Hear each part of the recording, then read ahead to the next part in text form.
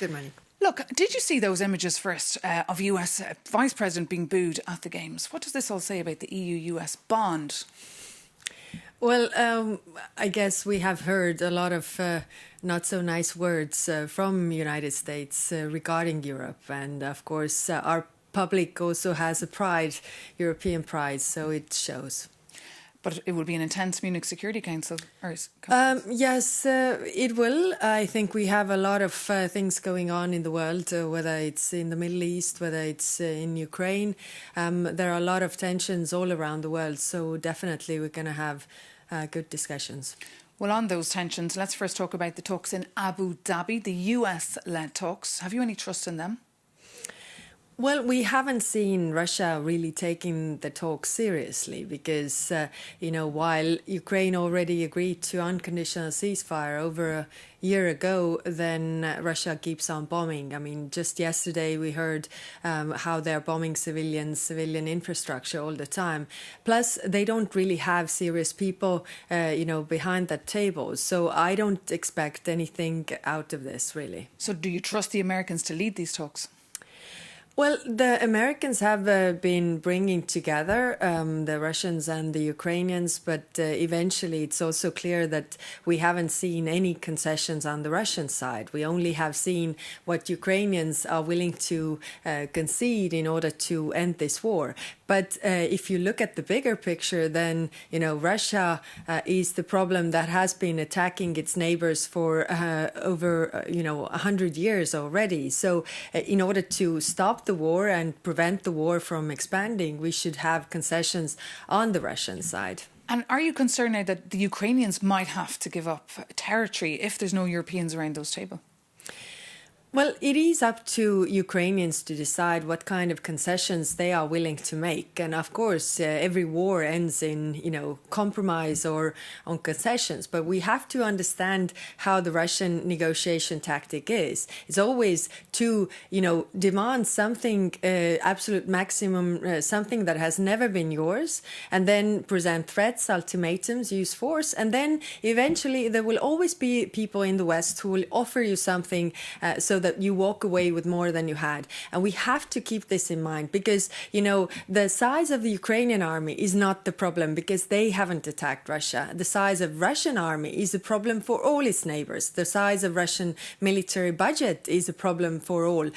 So we really need to see what kind of concessions are they willing to make. And just when it comes to the diplomatic efforts to end the war, what about an EU envoy? Do you support the idea of sending an EU envoy, someone who can directly talk to Vladimir Putin? Well, we have always talked to the Russians, but the point right now is not the person who does it, but more like how and what we want to get out of this. Right now, we see the picture where, the Russians seem to be having this Alaska understanding with the Americans, so they wait the Americans also to deliver by diplomatic means the things that they haven't really achieved militarily. If you think about the whole of Donbass that they are still, demanding. Now, if we want to go to the table, so it's not that we can offer something on top of it because Ukraine has already made a lot of concessions. So you're against this idea of the No. The question is what we want to achieve. And what I say, it's not about the person, but it's actually to really have concessions from the Russian side.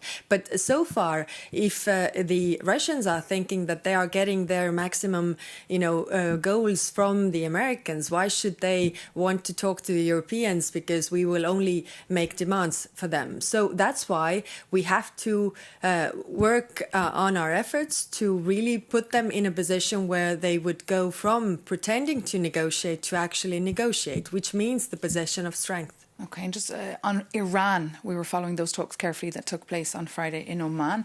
What is your view here? And do you think the EU has been doing enough as well to help Iranian civil society? Well, yes, we have supported Iranian civil society and, of course, the Iranian people as much as possible. Also, we have had diplomatic outreach and talks to the Iranians because we have a lot of worries. I mean, nuclear program, ballistic missile program, also their detention of European citizens is a problem for us. So we clearly want to have a diplomatic solution for this, because the region does not need another But again, war. here it's the Americans leading, and of course the Americans had the talks on Friday. Do you have any faith in the Americans? Well, of course, the Americans, the Iranians have to also agree, because it's the American military threat that is hanging over the region. So that's why, this is something that they need to come to a solution. But do you feel like you're always looking kind of on, observing from a distance? No, we have been in contact with them and also, negotiating on. But it is clear that some ways, considering the military power that US has, they have more leverage. When it comes to European military power, then we are still building it. We are indeed. That's, of course, a big challenge for people here in Brussels. Kaja Kallas, thank you so much for being our guest this morning on Europe Today and coming up to speak to us. We hope to see you again soon.